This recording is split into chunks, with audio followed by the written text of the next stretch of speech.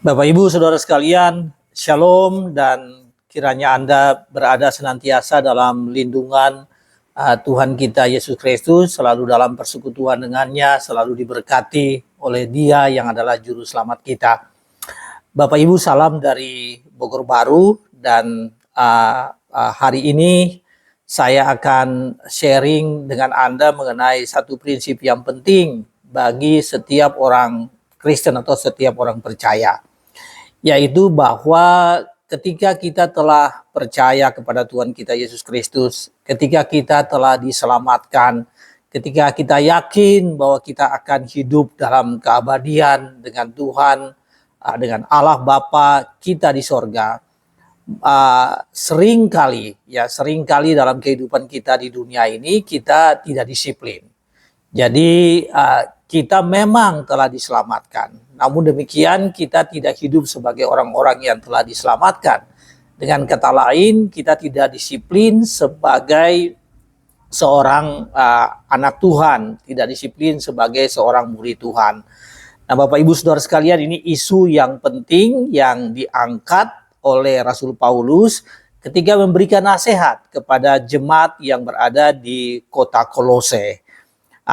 Dan Paulus menyampaikan bahwa kehidupan orang Kristen itu adalah kehidupan yang bertanggung jawab, kehidupan yang selalu harus bertanggung jawab kepada Kristus sebagai juru selamatnya.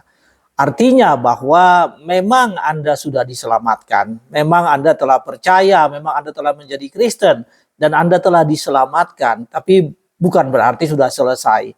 Anda punya tanggung jawab, atau kita semua sebagai orang Kristen ini punya tanggung jawab untuk mengimplementasikan keselamatan itu dalam kehidupan kita. Dan Rasul Paulus menekankan hal ini betul kepada jemaat di Kolose, bahwa memang mereka telah selamat, mereka telah menerima Tuhan Yesus Kristus. Tetapi ada tindak lanjutnya, ada konsekuensinya. Dan konsekuensi atau tindak lanjut itu harus dikerjakan, harus diselesaikan oleh setiap orang yang percaya. Bapak Ibu Saudara sekalian, kita akan membaca dari surat Kolose pasal 2 ayat 6 hingga ayat 7. Kolose pasal 2 ayat 6 sampai dengan ayat 6 dan ayat 7. Yang demikian bunyinya. Kamu telah menerima Kristus Yesus, Tuhan kita. Karena itu hendaklah hidupmu tetap di dalam Dia. Hendaklah kamu berakar di dalam Dia dan dibangun di atas Dia. Hendaklah kamu bertambah teguh dalam iman sebagaimana telah diajarkan kepadamu, dan hendaklah hatimu melimpah dengan syukur. Bapak Ibu Saudara sekalian, ini merupakan salah satu perikop favorit saya, ya. Kolose pasal 2 ayat 6 sampai ayat 7. Kira-kira 10 atau 11 tahun yang lalu, Bapak Ibu Saudaraku, saya ingin tunjukkan kepada Anda, saya menulis buku ini, Kitab Kolose. Kitab Kolose mengakui supremasi Kristus dalam hal-hal sederhana dan sepele.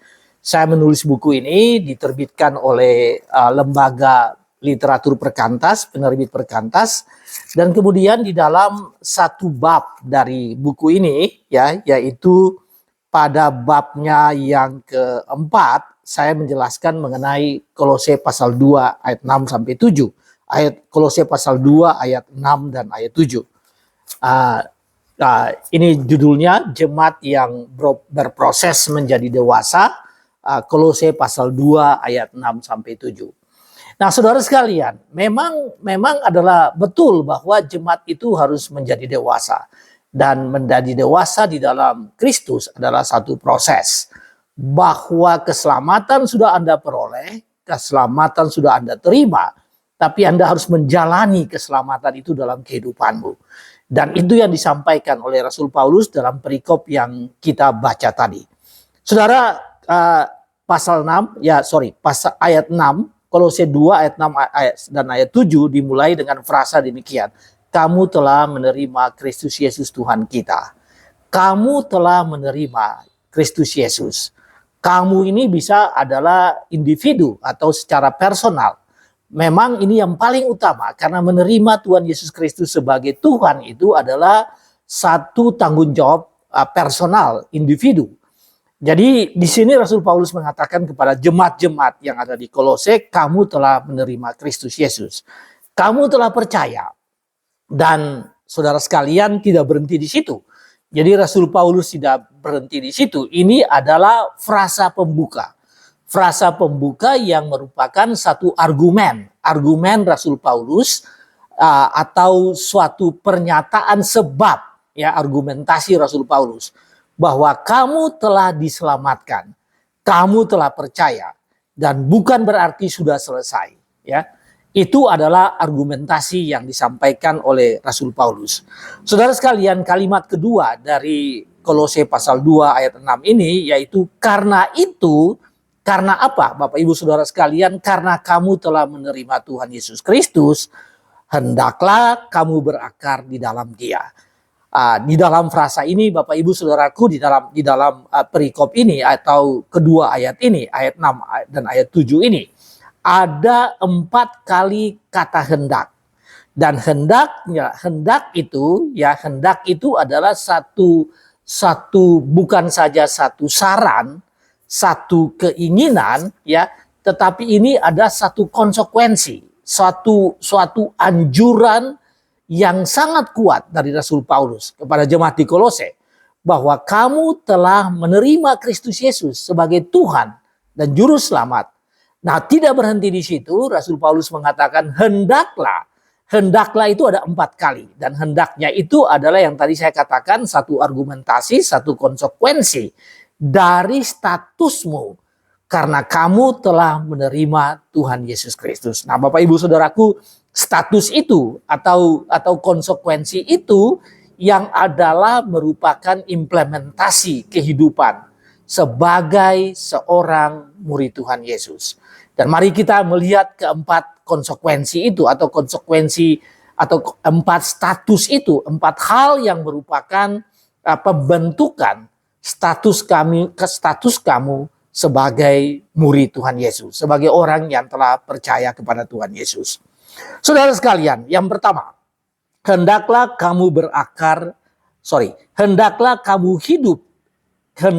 hidupmu tetap di dalam Dia.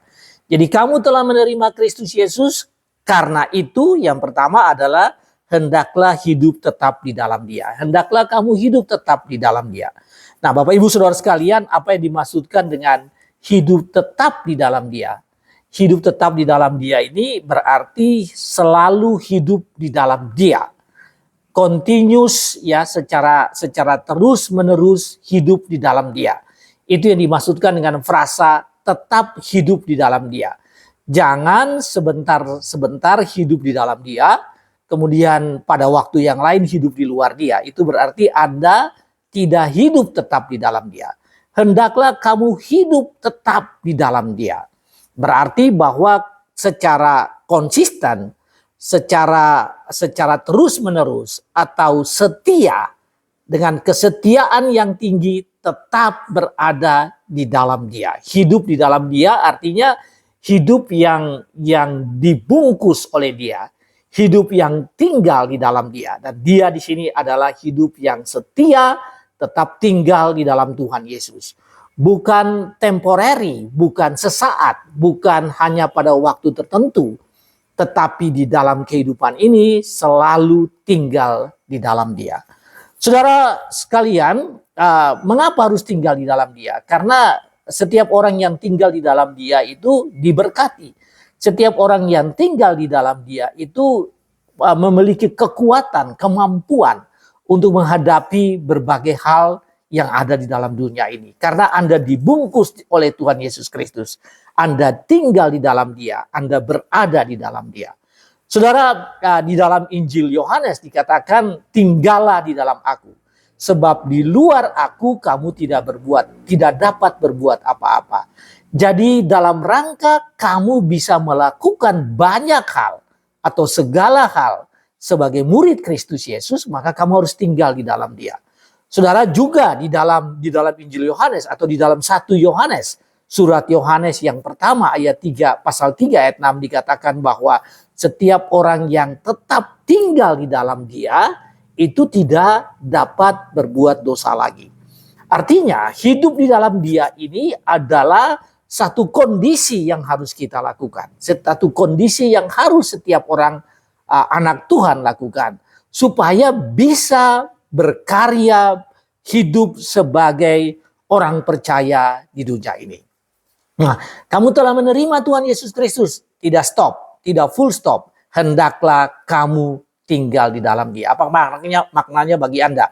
Saudara, hendak yang pertama ini atau konsekuensi yang pertama ini bahwa kamu harus konsisten. Ya, sebagai orang percaya, orang yang telah menerima Tuhan Yesus Kristus sebagai juru selamat pribadi masing-masing, maka kamu harus konsisten, percaya, dan tinggal di dalam persekutuan dengan Tuhan Yesus Kristus. Jangan mengambil sikap sebentar-sebentar berada dalam Tuhan, sebentar-sebentar tinggal dalam persekutuan, kemudian lari dari persekutuan, kemudian balik lagi. Itu menunjukkan bahwa Anda tidak konsisten hidup di dalam Tuhan. Anda tidak tinggal hidup di dalam Tuhan Yesus Kristus. Saudara, itu yang pertama. Jadi kamu telah menerima Tuhan Yesus Kristus, hendaklah kamu setia tetap hidup di dalam Dia. Yang kedua, pada ayat 7 dikatakan begini, hendaklah kamu berakar di dalam Dia dan dibangun di atas Dia. Hendaklah kamu berakar di dalam Dia, dan dibangun di atas Dia. Nah, ini di sini Rasul Paulus menggunakan dua metafora. Metafora yang pertama adalah metafora tanaman. Tanaman memang harus berakar supaya tanaman itu tumbuh. Dengan akar, maka satu tanaman itu akan kokoh, satu tanaman itu tetap teguh, satu tanaman itu tetap berdiri, dan dengan akar maka tanaman itu mengambil nutrisi bagi kehidupan tanaman itu, sehingga tanaman itu bisa tetap tumbuh ya dalam berbagai keadaan yang sulit, cuaca yang sulit, yang ekstrim, tapi karena dia berakar maka dia tetap tumbuh. Dan akar dibutuhkan untuk menghidupi tanaman itu sebagai alat untuk mencari sari-sari makanan, sumber-sumber makanan, dan kemudian memberikan tanaman itu hidup. Jadi itulah metafora pertama. Kamu harus berakar di dalam Dia. Nah, saudara perhatikan ini. Berakar di dalam Kristus artinya tertanam di dalam Kristus. Tertanam di dalam Kristus dan kokoh berdiri karena kamu tertanam di dalam Kristus. Kemudian metafora yang kedua digunakan adalah bangunan. Karena dikatakan di sini, hendaklah kamu berakar di dalam Dia dan kamu dibangun di atas Dia. Nah, saudara, bangunan, metafora bangunan yang dipakai. Dan kalau bangunan berarti di bawahnya itu adalah fondasi. Hendaklah kamu berfondasikan Tuhan Yesus Kristus. Karena ketika kamu fondasi di dalam Tuhan Yesus Kristus, maka bangunan kehidupan yang kamu bangun di atas Yesus ini akan kokoh, akan kuat. Jadi kalau tadi yang pertama akar yang digunakan oleh Rasul Paulus sebagai satu metafora kehidupan di dalam Tuhan Yesus atau di atas atau dibangun di atas Tuhan Yesus, maka yang kedua digunakan adalah metafora bangunan. Dan metafora bangunan itu yang membuat atau fondasi itu ya, metafora bangunan atau fondasi itu yang membuat kamu hidup kuat di dalam Tuhan Yesus. Saudara sekalian, kadang-kadang fondasi itu tidak kelihatan. Jadi satu bangunan yang begitu tinggi, berlantai-lantai ya, memiliki beberapa lantai, tidak pernah kita tahu sedalam apa itu fondasi yang ada. Tapi sesungguhnya satu bangunan itu kokoh karena fondasi yang kuat. Fondasi, apakah itu fondasi tiang pancang yang kuat ya, ataukah fondasi cakar ayam yang kuat, tapi di atas satu bangunan biasanya terdapat fondasi di dalam tanah yang tidak kelihatan, tapi sungguh sangat kuat. Dan itu yang membuat satu bangunan itu berdiri. Nah, Bapak Ibu, hendaklah kamu berakar di dalam Tuhan dan kamu memiliki dibangun di atas Tuhan, ya, dibangun di dalam Kristus dan berakar di dalam Kristus. Apa ini maknanya bagi Anda? Maknanya bahwa setelah Anda percaya, maka Anda harus semakin berakar. Anda harus semakin berakar. Tidak hanya sekedar percaya, tetapi berakar. Akar itu makin tumbuh, makin merambat, makin menjalar kemana-mana. Itu adalah tanggung jawab kita untuk berakar, supaya kita berakar, supaya Anda berakar. Dan supaya Anda berakar, Anda harus berada di dalam Tuhan Yesus. Anda harus selalu bersekutu dengan Tuhan. Anda selalu belajar akan firman Tuhan.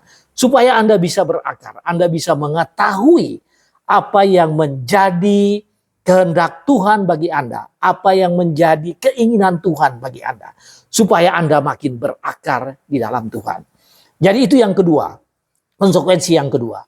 Yang pertama, tetap hidup di dalam Dia, ya, tetap hidup di dalam Tuhan.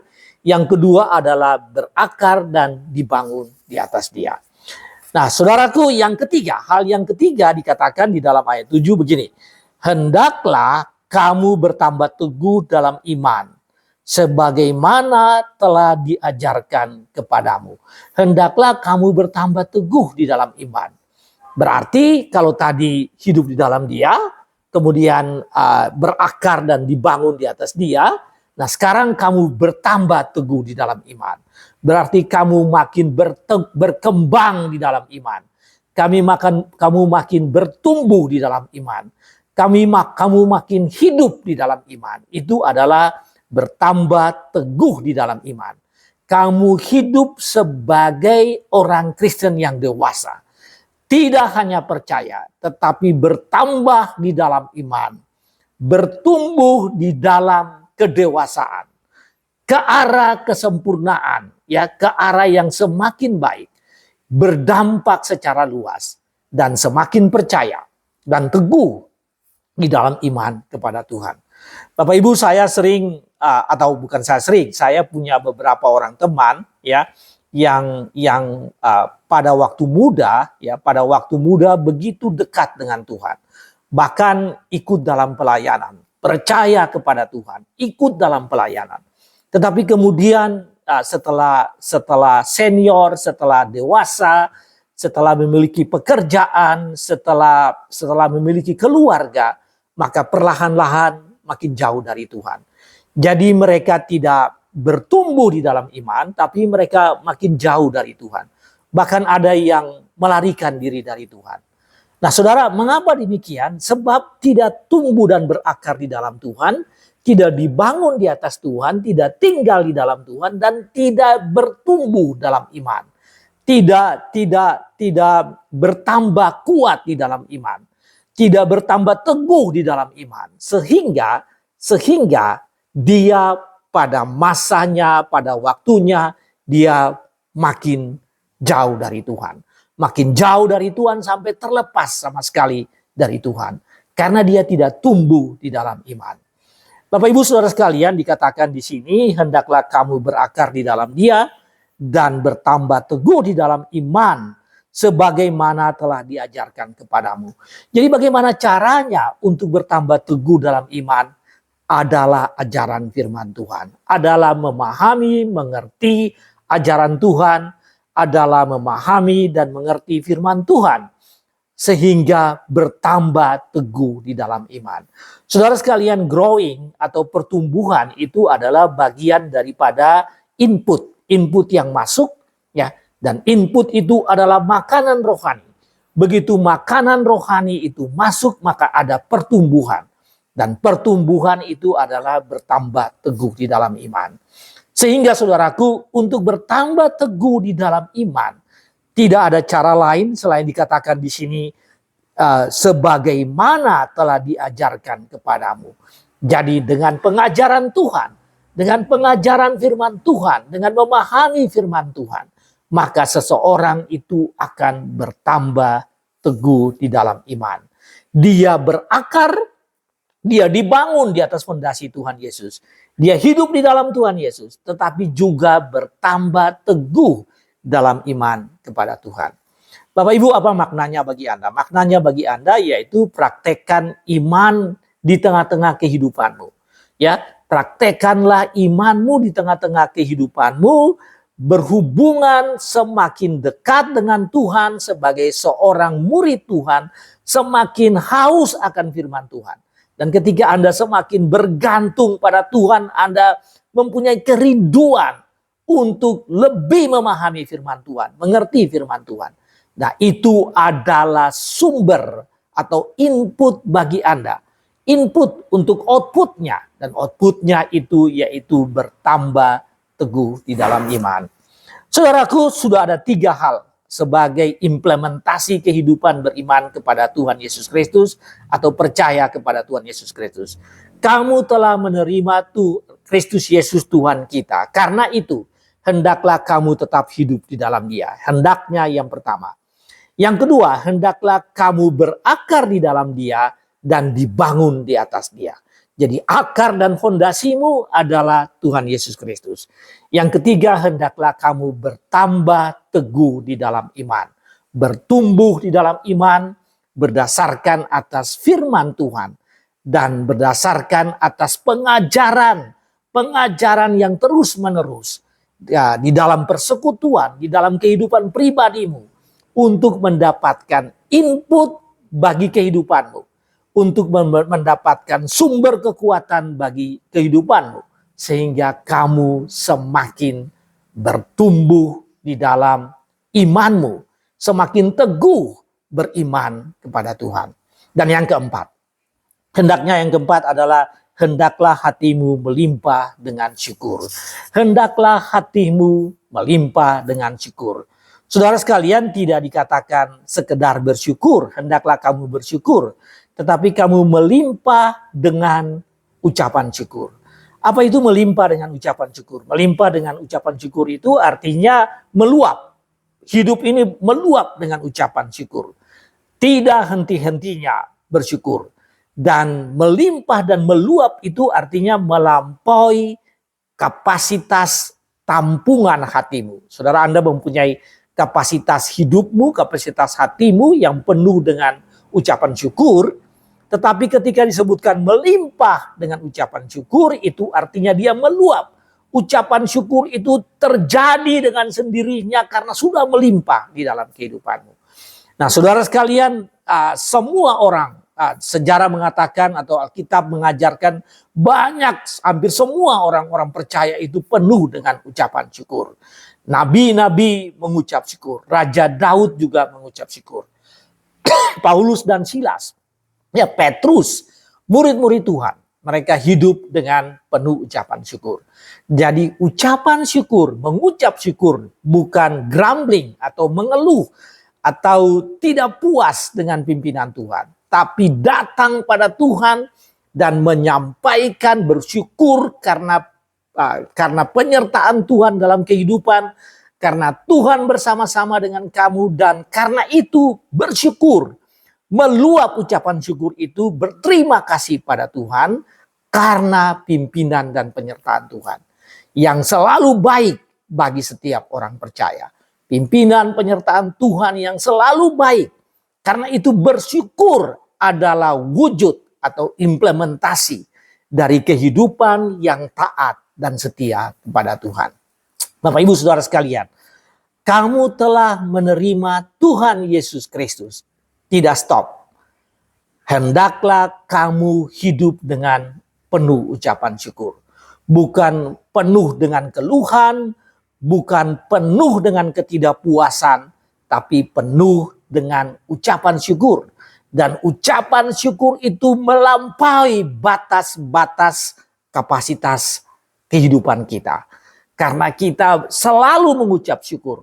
Dan karena itu keluar dalam kehidupan kita. Dan berdampak secara luas. Orang lain melihat bagaimana hidup kita yang penuh dengan ucapan syukur. Bapak Ibu selalulah mengucap syukur. Ya, mengucap syukurlah senantiasa. Paulus mengatakan demikian. Sekali lagi aku katakan mengucap syukurlah senantiasa. Bapak Ibu saudara-saudara sekalian. Sudah ada 4 hal yang saya sampaikan kepada Anda sebagai konsekuensi atau tindak lanjut atau implementasi daripada kehidupan yang telah percaya kepada Tuhan. Kamu telah menerima Tuhan Yesus Kristus. Dan keempat, konsekuensi itu atau implementasi kehidupan itu yang pertama, tetap hidup di dalam Dia. Setia, selalu, senantiasa hidup di dalam Dia. Jangan sebentar-sebentar, tetapi senantiasa. Tetap berarti konsisten. Berarti selamanya tetap di dalam Dia. Hendaklah kamu tetap hidup di dalam Kristus. Yang kedua, hendaklah kamu berakar. Kamu berakar dan berfondasi Tuhan Yesus Kristus. Hidup ini memang berakar pada Tuhan. Tetap di dalam Tuhan, tetapi juga berakar di dalam Tuhan. Dan akar dan fondasi adalah sumber kekuatanmu. Kamu hanya bisa berdiri teguh kalau kamu berakar dan berfondasi di dalam Tuhan. Yang ketiga, hendaklah kamu dibangun di atas Dia. Kamu dibangun di atas Dia. Nah, saudara, dibangun di atas Dia ini tetap bertumbuh di dalam iman, tetap berkembang di dalam iman, tetap bertumbuh di dalam pengajaran, di dalam pemahaman firman Tuhan, di dalam pengalaman-pengalaman rohani kehidupanmu. Itu yang ketiga, ya. Hendaklah kamu tetap bertumbuh di dalam iman, tidak berhenti, tetapi bertumbuh di dalam iman. Dan yang keempat, hendaklah kamu mengucap syukur. Saudara, itu adalah konsekuensi. Jadi sebagai take away, saya ingin sampaikan kepada Anda, Kristen yang sungguh-sungguh itu adalah Kristen yang dewasa. Hidup seorang Kristen yang sungguh-sungguh itu bukan berarti hidup yang telah saja menerima Tuhan Yesus, tapi melebihi itu. Melebihi itu adalah tanggung jawabmu. Dan itu adalah tugasmu, tanggung jawabmu untuk mengimplementasi kehidupan kekristenan ini dalam kehidupanmu. Dan karena itu ada 4 hal. Hendaklah kamu tetap di dalam Kristus. Tetap percaya, bersandar, bergantung pada Tuhan Yesus Kristus. Dalam segala hal. Yang kedua, hendaklah kamu berakar dan berfondasi pada Tuhan Yesus Kristus. Yang ketiga, hendaklah kamu tumbuh. Kamu tumbuh makin dewasa di dalam iman, percaya kepada Tuhan Yesus Kristus. Dan yang keempat, hendaklah hidupmu selalu dengan ucapan syukur. Seperti biasanya, kiranya Tuhan selalu memberkati Anda. Amin.